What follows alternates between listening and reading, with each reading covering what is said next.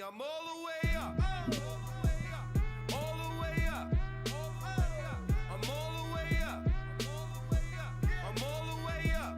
Nothing can stop me. I'm all the way up. Shorty, what you want? Shorty, what you need? What you need? My niggas run.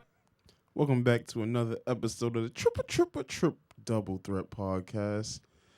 Me and Rob not here today, so I'm kind of sad, but Holding it he down. he holding it down. He'll be back next week, of course. But we got a lot of sports to talk today. NBA season opened yesterday. The Cleveland Cavaliers receiving their rings from the previous season. Hosting that banner. City of Cleveland had a good night overall last night. Got their rings. World Series started.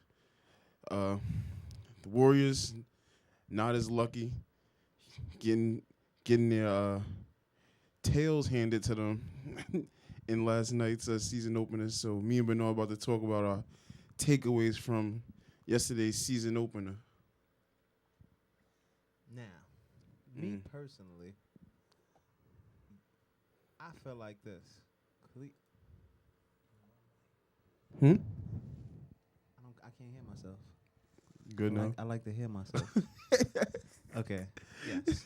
Now, me personally, my takeaways from the first night in the NBA, Cleveland did what they were supposed to do. Let's not overreact to it. Let's not overreact to the Knicks and their what looked to be a self-destructive performance. I liked what I seen from Derrick Rose. In the first half, yeah. Brandon Jennings needs to step up more. It's a lot of little things that need to mesh with the Knicks. So I'm not panicking on the Knicks yet. LeBron and company came out. They beat a team who didn't have many wins last year. So that's what they were supposed to do, beat up on the Knicks. We're not worried about that. Now, the Golden State Spurs game. People want to act like the Golden State were just supposed to come out crashing, thrashing, bashing on all competition. Listen, the Spurs are still coached by Greg Popovich. The Spurs still have, if not the best two-way player in the game. Kawhi Leonard, as I said on our NBA preview show, is a legitimate threat at the MVP. Stop reading my notes. Listen, we could go back. You could definitely bring up the clip because I said it. So, Kawhi Leonard is a problem. He will be a problem this year.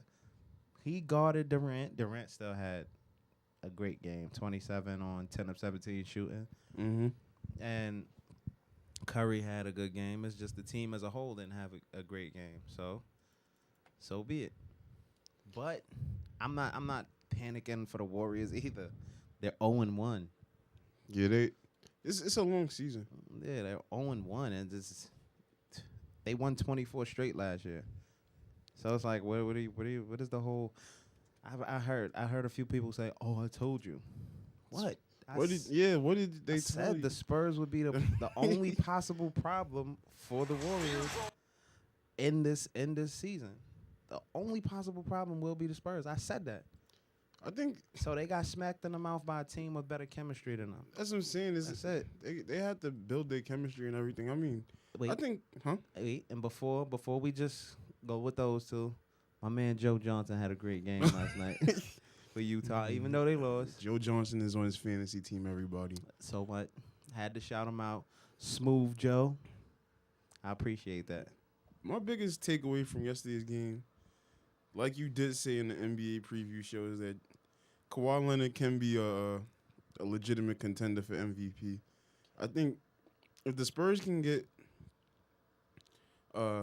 between 65 and 67 wins, and he plays the way he played yesterday, like when he played yesterday, it wasn't the same Kawhi Leonard we've seen before. Like usually he's not as aggressive shooting the ball. He's not as aggressive attacking the basket.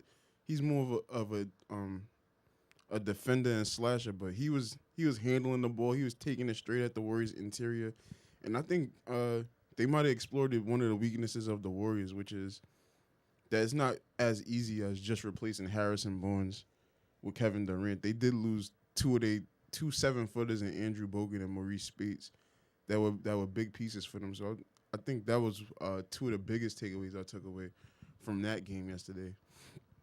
As far as the Cavaliers are concerned, it's like I've been saying, they're gonna run away with the East again for the third year in a row. They might lose. They might lose 2 games in the whole playoffs in the Eastern Conference. What? Yeah. I disagree. I disagree Why? wholeheartedly. Because I mean, it's yet to be seen, but my belief is that Boston will be a problem. Chicago can possibly be a problem. The Knicks, if they get it together, will be a problem. There will be no sweeps. The only round the Cavs will sweep is the first, and that's a long shot, depending on how the East plays It's out. inevitable. They just gonna run away with the East again. Triangle's still not working. It's the first game. Triangle's still not working. You Third year, right? all the hot parts on these new teams that got beat last night didn't perform the way that you expected them to. So why you would expect this to be the normal for the Knicks? No, Courtney Lee to not have any points. I think the thing about that was everyone's saying both super teams got beat by 29 last night, but it's like the super teams played 2 teams that have been established for several years already. Yeah, it's chemistry. It's more of an issue of chemistry. But I do think that the Spurs are going to be legitimate threats to the Warriors in the West because of the way that they can rebound. They added David Lee, another big rebounding piece. They already had LaMarcus Aldridge. What's that guy's name? Simmons. Yeah.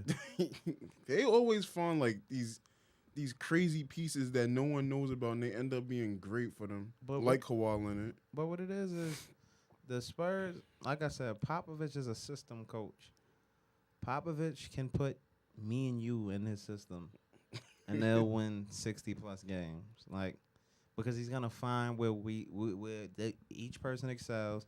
He's gonna put you in position to play in that spot always, on most of the time. Then he's gonna ask you to play some defense, which isn't hard because you play that in a scheme too. Yeah. So you're not forced to guard the best player. Only Kawhi Leonard is forced to really play his man one-on-one all the time. But everybody else is like a team game. You see me losing, do your part to have it so that the team doesn't get beat. I can get beat, but the team won't. So the way Popovich coaches, it's hard to fail in his system unless you just don't pay attention. That's why I'm not surprised a guy like Simmons had 20 points, because he picked his spots. Popovich put him in spots to succeed. He found his spots, and he won. He did what he had to do, put the ball in the hole, as well as play defense. If you've seen that chase down block, I know they having nightmares about that chase down. I bet you they going to look behind them now. I doubt it. You think that they still going to try to the Knicks still going to try to execute the triangle? And all in all, like, what you mean, like as a major part of their Like offense, or just at all in the offense? As the core of their offense, because that's what they've been trying to run for the last 2 years, and it hasn't worked. I don't think they should, because their wing players, their Rose, Lee, Melo, and even Porzingis have the speed to run a faster pace. Mm-hmm. So I don't think that should be the focal point. I think they should try to get out and see what they could do on a fast break early in the season. Because Porzingis on a fast break, it's hard to stop somebody who can move at the pace he moves. He moves pretty good for a big guy, and he'll outrun all the other 7-footers. So imagine him in a fast break. The little guys ain't really, like, he's not a bad jumper, so he's gonna get up off the ground high enough. So it's gonna be hard to challenge him at the rim on a fast break. So I say you run fast. You Melo Cottrell. Courtney Lee is a slash. He was a slasher before he was a three-point shooter. That's what I think. And Derrick Rose is he's still a quality finisher at the basket. Quality, yeah. He was attacking. I was surprised with his game in the first half. I was even more surprised he didn't get on the ball more in the second half. But I mean, I guess they were playing too isolation heavy again. That's not going to get it done. And the triangle's not going to work because of just based off the evolution of the game. Like, there's no such thing as a true big man in the NBA no more. Big men can shoot jumpers and 3-pointers. Yeah, and Knicks fans, there's a few of you that I know and I've seen. You need to stop it. It was one game against the reigning champions. Do not sell your season because y'all got blown out by LeBron and company. Still 81 games left to play. You guys go way too hard, way too fast. Because they've been losing for so long. I mean, What did you? What, you was gonna go 82-0? according to 82-0. them, yeah. That And was maybe in realistic. 2012 with that team. 82. And listen, if y'all Nah, they believe wouldn't y'all was win going 82-0, Let them tell it they was going to go 82-0, though. no, they didn't believe that. They hoping that they go 48 and whatever the other random number. Whatever is. the difference is. Yeah, because just make the playoffs. Y'all can make noise in the playoffs, but I y'all think have that's to what mesh. it is. Listen to me, you Knick fan. Y'all have to mesh, and y'all have to allow your team to become a team. And once y'all do that, y'all will be a problem for anybody in the league. Anybody. Golden State too. Just calm down. Calm it down. Don't start calling for trades and fires and things like that, because y'all don't know what you're talking about. You Just gonna wait. call for anything, call for that triangle to end. It ain't working. Not in 2016 NBA. That's your opinion. I'm not gonna say that it will or won't, because I don't really have a definite opinion on that. But hold it down. With all the hype around the NBA season last night, a lot of people forgot about the World Series game one starting last night. Chicago, the best team in baseball, for some reason, doesn't have the home field advantage, which is why they lost 6-0 yesterday. That's not why Oh, I know why.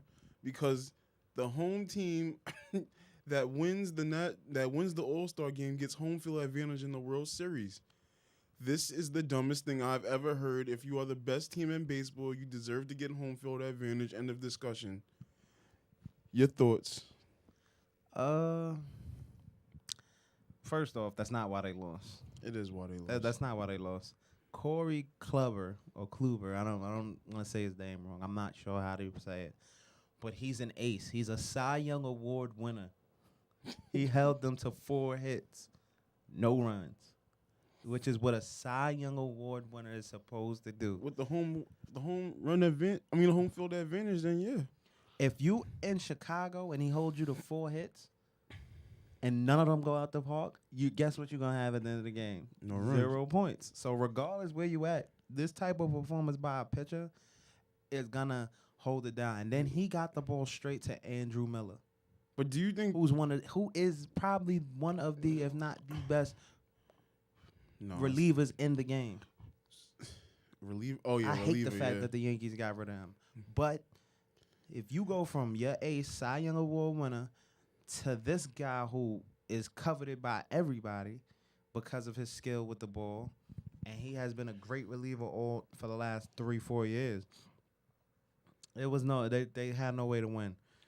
But the promising thing is you only face Kluber can't come out again until the 4th game.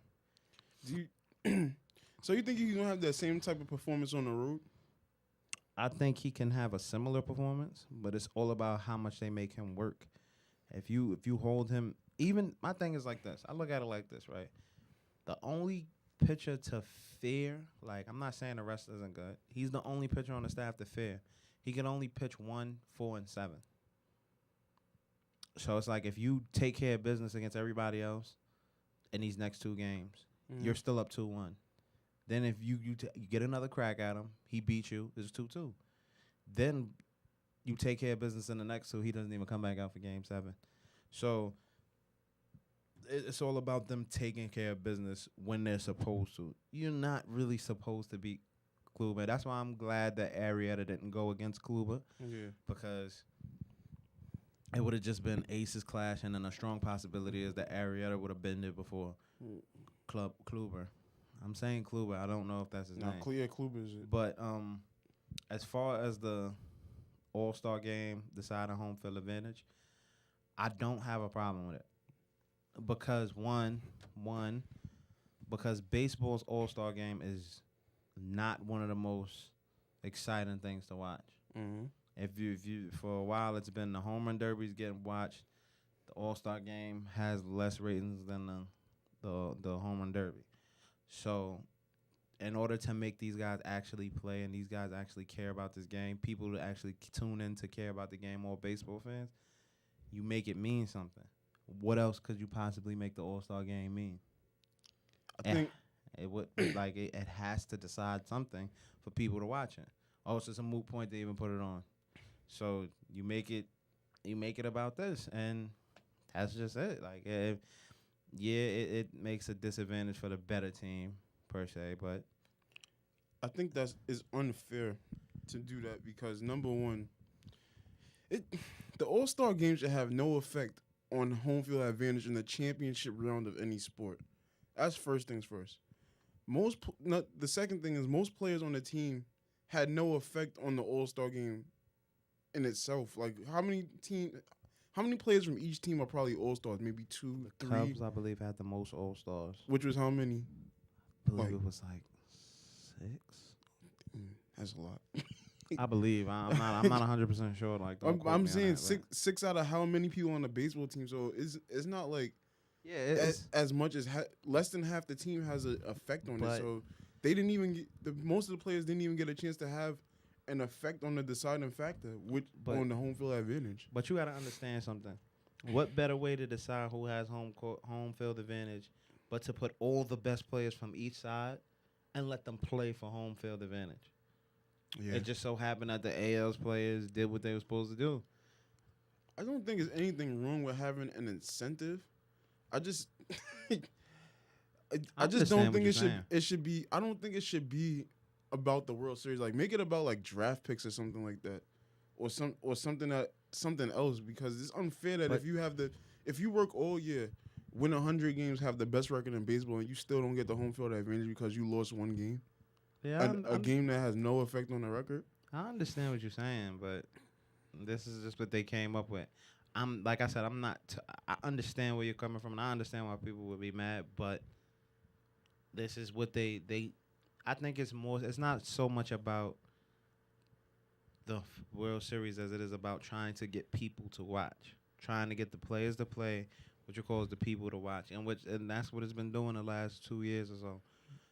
You get more people to watch because the players are playing for something, so they're Mhm. actually trying to win. It's better, and that's just what they came up with. I understand why Cubs fans would be upset, but in the same breath, I it's like, understand why not even the fans, the team. yeah, but They won 100 the team's not games. complaining because I don't think baseball is as much home field advantage. Like, I don't think the home field has. It's just the field itself because Yeah. a hitter loves a hitter's ballpark, regardless whether it's home or away. So That's true. It's not really about. I mean, it always helps in every sport, but I think less so in baseball than anything else. That's true. Moving on to the No Fun League, aka the NFL. Monday night, there was a blunder bowl between the Cardinals and the Seahawks, which ended in a 6-6 tie. As one of the primetime games in the NFL this season that has disappointed yet again. Thursday night football is already bad enough. I'd say 75% of the Monday night matchups have been disappointing. And now Sunday primetime is starting to get disappointing with this 6-6 tie. Should ties be eliminated from the NFL? No, I'm a strong believer that they shouldn't, because, and this is strictly for the safety of the players, that I believe ties are not a good thing. No, I mean ties are a good thing because we see it in basketball. There's certain overtime games that go for 3, 4 overtimes. There's always pretty much one a year, pretty much that does it. And there's constantly double overtime games and there's single overtime games. So it's like after the single overtime in football, if you go to another one and these guys are still running into each other full speed or at whatever speed they can muster up at this point, there's a strong chance that these guys are going to get hurt. This is a different type of game, and I don't believe that it should be left up to them to win the game. It should be a limit on the game. Now, do anybody like to see a tie? No, it leaves things unresolved. You don't know who's better. There's no clear, there's no victor. And at the end of the day, it is what it is. But in the same breath, do you put the game coming to an end over? Do you put the game playing itself out for a winner over the health of the players? Because if so, then you're pretty much going backwards from the whole CTE, different helmets, safety of the players type of thing with all these new rules. So I don't believe you can eliminate ties. I believe they're essential in the health of a player. So it's like, just learn to live with it. I disagree with ties in the NFL. But, I mean, I get what you're saying about the safety of the players, but it's still, like, tying is almost like admitting you lost because you didn't win. So what else is there? There's no such thing as a tie. You lost. But, Like, go ahead. and I'm assuming ties are not a thing in the playoffs, right? No. Yeah, not okay. So, but I mean, it's just disappointing to watch an entire game and then it goes unresolved in the end, like, and you walk away from the field. Now, what I think if you're gonna keep ties around, then at least take away the aspect of hitting a field goal in overtime. Then make it so that they have to score a touchdown in overtime, so at least one of the periods can be exciting for the fans and the people that are watching it on TV and that paid money for their ticket to watch no touchdowns be scored and there be no resolved score. But like if you take away field goals, you're taking out a part of the game, and sudden that's when it's like the way they have it. I'm not mad at the way they have the overtime now because it's like you drive down the field, you kick a field goal. Now that makes your defense antsy because now they have to stop these other players from kicking a field goal, or you got to do it again. Mm-hmm. And that's why I believe it's good the way it is. I don't have a problem with it because you take away something like that, it's kind of like the defense can play a bend but don't break game. Like you kind of give an advantage to the defense because they don't have to stop you from going deep. I mean, they don't have to stop you from the little receptions or whatever. They could keep you because it's like, all right, when you get into overtime, you trying to stop them from getting to the 40. That's your focus. There's no longer end zone and field goals are good. It's like stop you from getting to within field goal range. The defense is really working. So if you take that away, it's kind of like you give the defense more of an advantage. And I don't believe that to be fair to the offense, to take away one of their few ways of scoring so that the defense can have a more extensive chance of stopping them. So I don't agree that the field goal should go anywhere and it's like you're taking one of the weapons out of the game. Like if I have a stronger kicker than you, I should be rewarded for that. My kicker's leg, I can't win the game off of my 50-yard kicker's leg. And can you have a 20-yard kicker leg? You can. Yeah, that's what I'm saying. So it's like if I have a better kicker than you, you take that away. You're basically helping whatever team has the worst kicking game, and it's like you just want to let the game play out, like, and if it doesn't, you call it. Like, Yeah. Like a game like this, would you really have wanted to watch them play till they win? Because it's an ugly game all the way anyway. Nah, yeah. I see what you're saying. So If it's 6-6 and no touchdowns have been scored, it's not like we I have. probably would have turned the game off by now anyway. Yeah, it's not like we have ties at 42-42. Never see games like that. So it's like, nah, I'm okay with the ties. I'm okay with the field goal. You know, that's just. I mean, That's how it yeah. goes. I would just wish games could be more entertaining as a whole because the yeah. primetime games have been disappointing this year, to say the least. So far, but you know, you're gonna get them one or two classics. They always do. Probably gonna involve the Broncos because we're awesome, and that's just what things happen when I have the no-fly zone and the Super Bowl MVP, Von Miller. I hate the Broncos. I know who you do hate more than that. Who? The Jets. That's true. Hey, Jets. Speaking of kickers, Josh Brown was released by the Giants this week. Yes. After admitting that he had abused his wife and with some just really disgusting vernacular in how he described the entire situation. At first, the Giants had only suspend. I mean, not the league and the Giants are only suspended him for one game. When it's supposed to be a minimum, I believe 4 or 6. Yeah. But But the he- Giants did that. and then the Giants decided to release him this week. So, just give me your thoughts on that entire situation and how it was handled by the NFL and the Giants. The Giants, I say, fumbled a little bit with their in-house punishment of him.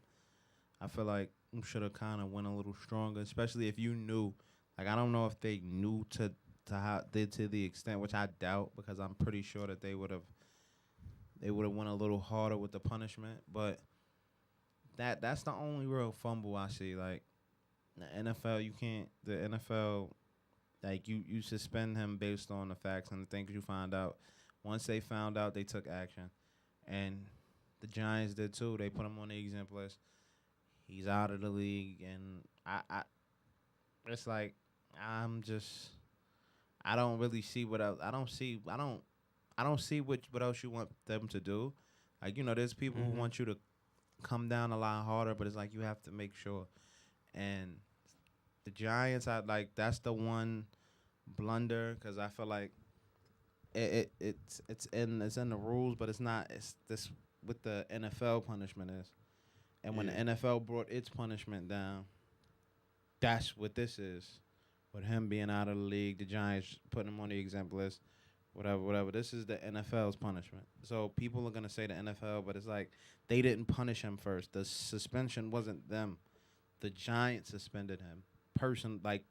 In-house. They found out whatever they found out. I can't believe that they found out everything that we know now, because it would have been clear, like, I'm not gonna allow this. Like a whole note, a whole diary or whatever they called it, journal, dedicated to how he does this. That's crazy, and I don't think the Giants knew to the extent. He might have came out and said it, like it might have been an instance or something, and like he was trying to seek help. The Giants probably thought, like, oh, he messed up. Let's get him some help. Mm-hmm. But if they knew it was this extensive, this bad, I don't think that they would have suspended him one game, because they just seen, like, we all just seen the rainstorm that was Ray Rice, Greg Hardy, and all these guys that went through it. So it's like, why would you under-punish a guy knowing that this specific problem was underneath the microscope? So it's like, I'm good with where it's at now. I think the Giants messed up a little bit, but it's also like you gotta see what they knew. You will never know what they knew when they decided to give him the punishment that they did. So I'm okay with where it's at, and I think he needs. I don't know what is gonna go on with him now. He probably will never play in the NFL again. I mean, he's 37 years old. He shouldn't, but in a lot of ways, he got more problems than that now. Yeah, I mean, because this could possibly go jail time if it gets there. Yeah, I think it can, especially because the difference between this and Ray Rice's case is that Ray Rice's wife actually forgave him, or fiance at the time actually had forgiven him. So, that was that's the difference here. But I think that the league dropped the ball more so than the Giants, because the league is so quick to find guys for everything else, but like when it comes to these DV cases, it just somehow gets swept under the rug so fast. Like they can find out that Rolando McClain was drinking lean the entire summer and suspend him for the season. They can find out who had a DUI, who had drugs in their system, but you can't find out about an incident that occurred at the Pro Bowl involving one of your players, and then we don't find out about it until September, October. But it's different because you find out about drugs through testing and through different methods that as soon as you find out it's concrete, it's in your system. There's no hiding it. Yeah. But say, for instance, if in a situation like this, say, for instance, now the way it came out about Josh Brown, he admitted it to the Giants. That's different. But I'm saying, like, in a situation like the Ray Rice situation, soon as the video came out, they acted. Yeah, but so why didn't they react when they got the information about what happened at the Pro Bowl? This Pro Bowl information When did they get that information? Or did you It- sure that it- they got the information when the Giants got it, or do you? the information about what happened at the Pro Bowl. What's being said is that she reported it to the NFL and they never looked deeper into it. So I don't know if it just Because you surfaced. Like, I don't like. Okay, I'm pretty sure that as a company, before they make a decision like that, they want to investigate. They Mhm. don't never want to. You don't never want to ridicule one of your players for something that it turns out that they didn't do. So it's like, as a company, you have to investigate. You have to go deep into it, and you have to go based on what you find out. If they found that at that point nothing happened and it did, then that looks bad on them. Yeah. It doesn't mean that they underreacted. It means that they really believe nothing happened, and that's for lack of investigation or lack of evidence into the situation. But see, this situation with the book, it's like he wrote what went on. Like, he wrote it. And when they got this information, they did what they had to do. Now, you could always come down on them for not having the means to be better at investigating, if that's what you want to do. Because it's like, but that doesn't get anybody anywhere. I mean, I'm pretty sure they'll revamp their methods of investigating things.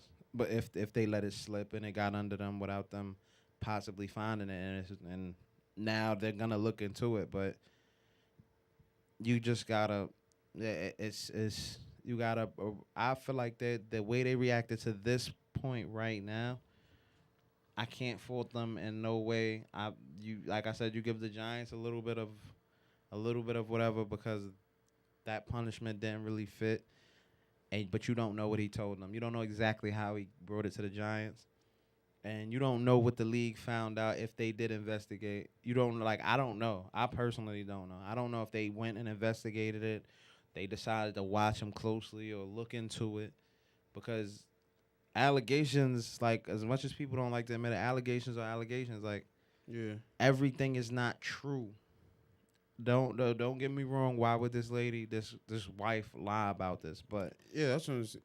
Yeah, but allegations you can't take. are not definitive. Is what I get what you're saying. Yeah, so it's like there's people out here who make allegations just to make people's lives a problem for a while, and Like that's, Derrick Rose's accuser. yeah, like things like that, and that's why they want to investigate, come to a conclusion, and then do what you have to do, because it's just. You got to make sure you're doing the right thing. You don't want to do the wrong thing trying to act too fast as a company, because it makes you look bad. Facts. But I mean, I'm happy the Giants made the right decision to cut him. Yeah. I hope he gets. Hey, He was trying to get help toward the end, so I hope he continues down that path. Yeah, he needs to, and because you don't want to see nobody go through anything, but it's like it's disgusting. But if he can get help, I hope he does. Yeah. And make himself not ever be in this situation again. If he has the opportunity to, he might be in jail. Yeah. It's a definitely possibility. Last night, this so-called this super team, the Golden State Warriors, got absolutely shellacked, whacked, and thrown back by the San Antonio Spurs, as they were routed and romped by a whopping 29 points in the season opener. Do you, based on the way you saw them playing, are you concerned at all, or what is your panic meter from 1 to 10? First of all, let's start out with all them words you just used. Shellacked, smacked, and thrown back, routed and romped. Come on, Routed man. and romped. It's a lot of. Come on. They're Golden State. I'm not worried about them in the least, because this same thing that happened. Come on, I said it earlier in the show. Golden State ran up against one of the teams with the best chemistry in the league, Yeah. and some of the most talent in the league also, and one of the best coaches in the league. This is one of maybe 2 or 3 teams that you expect to give them a problem this season. Yeah, probably. Spurs, Cavs, and some people would still say LA Clippers. I wouldn't. I mean, but those are the teams right now that you would say out of the gate can give this Warriors team some type of problem. They ran into the buzzsaw. They ran into one of the best defenders in the game on the perimeter, Kawhi Leonard. They ran into one of the best schemers in the game in Greg Popovich. They ran into the buzzsaw that is the San Antonio Spurs. I am not worried about that. I'm not worried about that because it's the first game of the season. Clay was off. A lot of their team was off. They had bad passes. It wasn't like it was the. I would have been more worried if they would have been executing and still lost by this much. Yeah. But because they weren't executing, they didn't have a good game at all. Like Durant had his game. He had a Durant game, Yeah, but he he had a had a solid Durant on OKC game where he's the only one scoring. Then he had Russell Westbrook and Stephen Curry scoring too, but nobody else scored. He had an OKC game. This team played like OKC. It was hard for them to score. Yeah, I can see why you say that. And they didn't do what they didn't execute. But I'm not worried because this is just a bad game. It's a bad game. I don't believe that they should be worried in the least. I think they were unprepared, first of all. I think the moment Greg Popovich found out they was playing the Warriors on opening night, that's when he started preparing for that game. I think the Warriors, they came out like kind of like nonchalant, sluggish, like, yeah, okay. But like I don't think they can afford to have that many slip-ups throughout the season because teams are going to be gunning for them just to say that they beat this all-time great team in terms of talent. Yeah. I think Clay's got to learn to settle into the offense and fit in with them. To me, he doesn't look comfortable yet in terms of this offense. But I mean, when you playing with two juggernauts like Steph Curry and Kevin Durant, you're not gonna fit in as easily. Like I said, it's not as easy as just replacing Barnes with Kevin Durant. So they're gonna have to find their chemistry somewhere. But I mean, like you said, it's one game. 82 more left to play. I won't be concerned until they like 9-7 or 9-8, which I don't think is gonna happen. No, it won't. It's not gonna happen. I think they'll probably win their next 5 games that they play. Like, the main reason why they lost, if you watch that game, it wasn't. They got frantic after they started getting dismantled on the boards. Yeah. First of all, LaMarcus Aldridge was rebounding like Yeah, they got bullied on the they boards. got bullied. And once they did that, they started trying to hit home runs. They started trying to make crazy passes across court. And it just wasn't them. So it's like, all right, they rattled them. They shook them up. They didn't expect to get beat on the boards like that. But to say that they're going to, this team right here is going to have a problem with every team, like, no. The Spurs are always going to be a problem for everybody. If the Spurs go against Cleveland last year in the finals, I think they would. I think they win. Yeah, probably. I think that 'Cause they won- beat Cleveland. I think that they beat Cleveland. So I'm not worried about it because the Spurs will always be a problem. So it's not, and Yeah, it's just Spurs all, never not gonna be a problem. yeah, I think. and And Kawhi Leonard had his career high last night, so he had an all-time great performance in thatness. So he will do that again this year too. He gonna do a lot of that because I don't know. said so. I'm gonna call him up when we leave. Yo, Kawhi, I don't got you in fantasy, but I picked you to be MVP. Do me a favor, be MVP. staying in the Bay Area, let's listen to this quote that Charles Barkley had pertaining to Klay Thompson last night. Is the best all-around player other than LeBron James in You the think NBA. he was a better player than Hold Kevin on. Durant? Klay Thompson is? Klay Thompson. Last year, Kawhi Leonard was your top guy. He's right there too, but he's Well, not. he's still on that team, too. Hold on, Kawhi Leonard is right there. I said he was third. So where Kevin Durant rate for you? He's right there after those guys. So Okay, look, but you got three of them. And the only reason He's in the top five. the only reason I got Klay Thompson, he's a better offensive player than Kawhi Leonard. But those are the second and third best players in the world, in my opinion. So where's Steph? Your opinion. Steph is he's a great offensive player. He's probably right behind Durant. So they have 1, 4, and 5, and you still saying that that's not a dog? I'm saying they're gonna be favorites, but Okay. they got some of the same. Kobe Bryant, for the point, 50 point, Krispy Kreme donut, round like a rim. It's just Charles Barkley blowing smoke again. Like Klay Thompson is great. don't get me wrong. Klay Thompson is probably the best shooting guard in the league. Even I put him above Harden because Harden don't play defense. He's probably one of the top 3 two-way players in the league. Probably, I put Durant and LeBron ahead of him. But to say he's the second best player in the world after LeBron, that's a stretch for me. See, I don't know. It depends on how you take it. Because, all right, if I say two-way players in the world, I'm really not mad at what was just said. Yeah, no, not But at see, all. this is my thing though. Where I differ from Charles Barkley is if you're talking two-way players, LeBron is not better than Klay or Kawhi. Why you say that? I like Klay and Kawhi's defense to an extent that I don't like LeBron's. And LeBron is not behind them far, but he's behind them enough to where I would put as a two-way player, if I had to have somebody who could play defense and score the ball on offense, the weaponry that Kawhi Leonard and Klay Thompson have at their disposal is better than the weaponry that LeBron has. So when they spot up for three, you're worried. Yeah. When LeBron spots up for three, it's like, okay. You back off if LeBron Yeah. spots. And then at the same, you'll shadow him, but you won't. And the reason why I put Kawhi above Klay in that sense of two-way player is because if Kawhi drives at the rim, you still nervous. Yeah. Like and then he has a mid-range shot. Klay and Kawhi have the mid-range and the three-point shot clicking. Klay could get a little better around the rim. So I put them two overall as a two-way player above LeBron. I do. I do, and I know people are going to ridicule me, so bring it on, except I'm not giving y'all nothing to write me on, so y'all can never ridicule me. So comment below. That's it.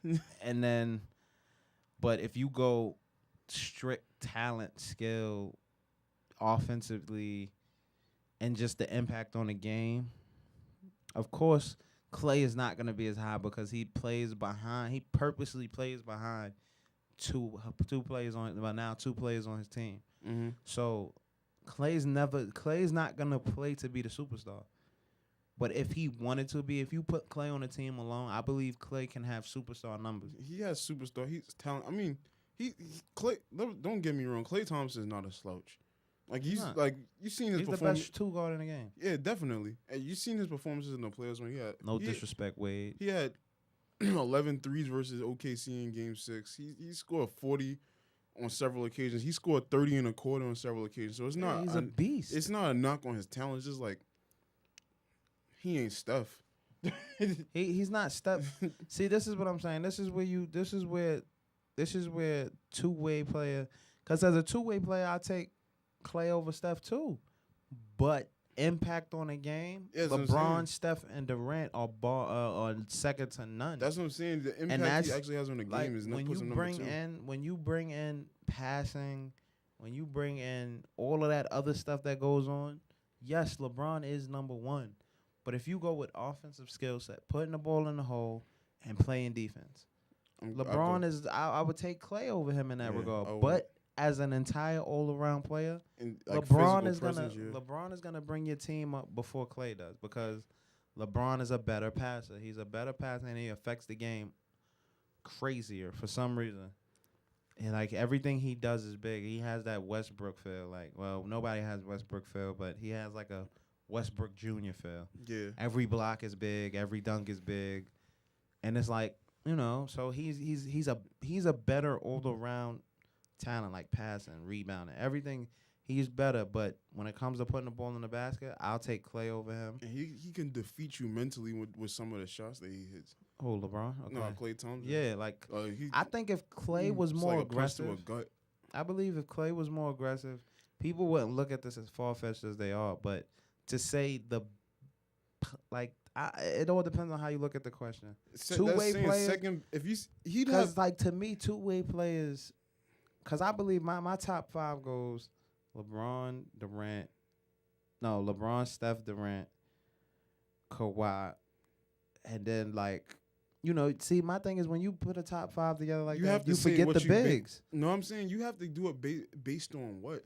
Like he It's said based on, it got to be that's what I'm based on saying, what they he's do. That's what I'm saying. If he's saying second best in the world based on like what the impact of a game, because then like, I mean, he's definitely top 5 in that regard, but he ain't top 2 Because, like, you can't just put him up there because his numbers don't do it. because he can't do like what Steph do, like have 17 in an overtime game.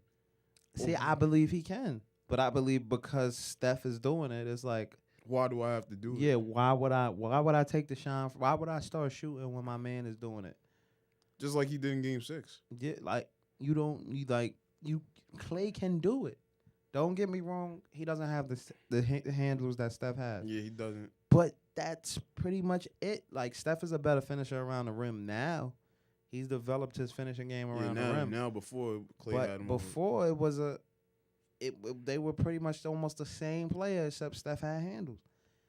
So it's like, if you put Steph, it's not far-fetched to see why people want Clay there too. But I think numbers-wise, you can't just toss him up there because you believe he has the talent to do it. He has to first show it. So, yeah, LeBron is better than him.